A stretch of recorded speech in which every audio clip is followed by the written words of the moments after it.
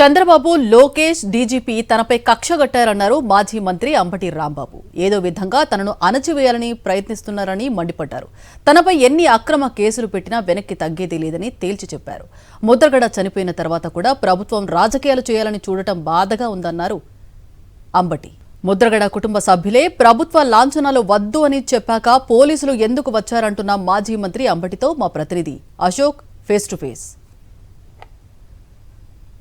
మాజీ మంత్రి అంబటి రాంబాబుపై కూటమి ప్రభుత్వం కక్ష సాధింపులు కొనసాగుతూనే ఉన్నాయి. ఆయన పైన మరొక కేసు నమోదు చేశారు. అంబటి రాంబాబు మనతో ఉన్నారు. సార్, ఏంటి మరొక కేసు నమోదు చేసినట్టు కూడా తెలుస్తుంది, ఏంటి సార్? అది కిర్లంపూడిలో నిన్న జరిగినటువంటి సంఘటనని దృష్టిలో పెట్టుకొని కాకినాడ పోలీస్ స్టేషన్లో మరొక కేసు నా మీద రిజిస్టర్ చేసినట్టుగా నేను మీడియా ద్వారా తెలుసుకున్నాను. పోలీసు వారి విధులకు నేను అడ్డం వచ్చాను అని కేసు రిజిస్టర్ చేసినట్టుగా తెలిసింది. ఈ బహుశా నాకు తెలిసి ఈ పోలీసు యంత్రాంగం చంద్రబాబు నాయుడు, లోకేష్, అదేవిధంగా డీజీపీ వీళ్ళందరూ నా మీద ప్రత్యేకంగా కక్ష పెట్టుకున్నట్టుగా ఉన్నారు.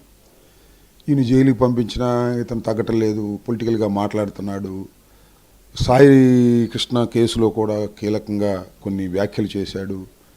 ఇలాంటివన్నిటినీ చూసి ఏదో ఒక విధంగా నన్ను అణచాలనేటువంటి ప్రయత్నం చేస్తున్నట్టుగా నాకు అర్థమవుతుంది. నాకే కాదు, ఎవరికి చూసినా అర్థమవుతుంది. నిన్న ముద్రగడ పద్మనాభం గారి ఇంటి ప్రాంగణంలో పోలీసులతో చిన్న ఘర్షణ వాతావరణం జరిగింది. దాని మీద నా మీద మరికొందరి మీద కేసు పెట్టారు. ఏమిటి అన్యాయం అని అడుగుతా ఉన్నా. ఎందుకు అక్కడ ఆ వాతావరణం క్రియేట్ అయింది? వాస్తవంగా ముద్రగడ పద్మనాభం గారు చనిపోయిన తర్వాత అందరం విషాదంలో ఉన్నాం. వారి కుటుంబం, మేము అందరం కూడా. వారికి చాలా సన్నిహితంగా మెలిగినటువంటి కాపుల్లో నేను కూడా ఒకరిని. ఆ విషాదంలో కూడా ఆందోళన చేయాల్సిన పరిస్థితి రావటం నిజంగా మా దురదృష్టం. లాంఛనాలు వద్దు అని చెప్పిన తర్వాత కూడా ఇస్తారా? ఏం నాకు అర్థం కాలేదు. వద్దు అని చెప్పారు, బహిరంగ ప్రకటించారు 12 గంటలకి. అయినా మేము లాంఛనాలు చేస్తామని రావడానికి మీకు హక్కు ఎక్కడుంది? చొరబడి చేస్తున్నారే, దొంగతనంగా వచ్చేస్తున్నారే. దాన్ని మేము అడ్డుకునే ప్రయత్నం చేశాం. ఎందుకు అడ్డుకునే ప్రయత్నం చేశాం? ముద్రగడ పద్మనాభం గారి అంతిమ శ్వాసలో ఆయన కోరుకున్నటువంటి విధానం అది.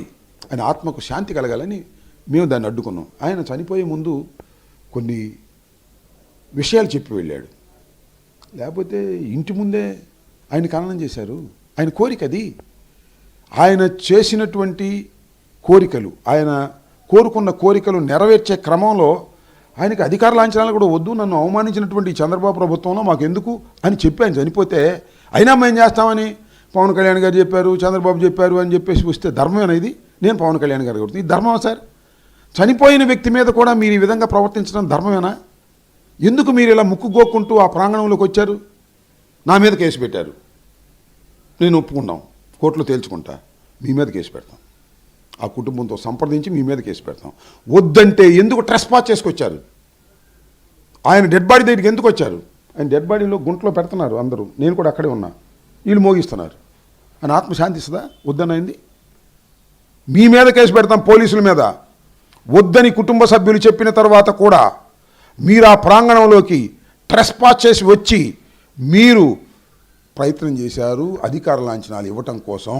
ప్రభుత్వం ఈ విధంగా రాజకీయాలు, చనిపోయిన తర్వాత కూడా ముద్రగడ పద్మనాభం గారి మీద రాజకీయ ప్రయోగం, ఆయన ఆత్మ శాంతించుకోకుండా చేసే ప్రయోగాలు చేయటం చాలా దురదృష్టకరం. నేను ఒక రాజకీయ నాయకుడిని, నమ్మిన సిద్ధాంతం కోసం ఎంతో దూరమైనలే వెళ్ళే రాజకీయ నాయకుడిని. రాజశేఖర రెడ్డి గారిని నమ్ముకున్నాను, జగన్మోహన్ రెడ్డి గారిని నమ్ముకున్నాను, నిబద్ధతో ముందుకు వెళ్ళేటటువంటి వ్యక్తిని. అందువల్ల వీడు హార్డ్ కోర్గా ఉన్నాడు, వీడు నొక్కేద్దాం, వీడు తొక్కేద్దాం అని అనుకుంటున్నారు. మీరు నొక్కలేరు, తొక్కలేరు.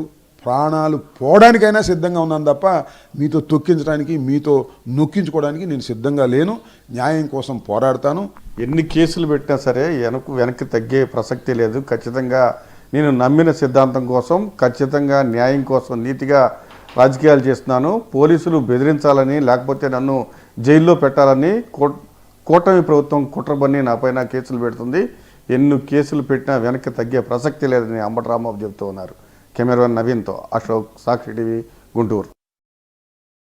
మరిన్ని అప్డేట్స్ కోసం ఛానల్ను సబ్స్క్రైబ్ చేయండి. నోటిఫికేషన్స్ కోసం బెల్ ఐకాన్ పై క్లిక్ చేయండి.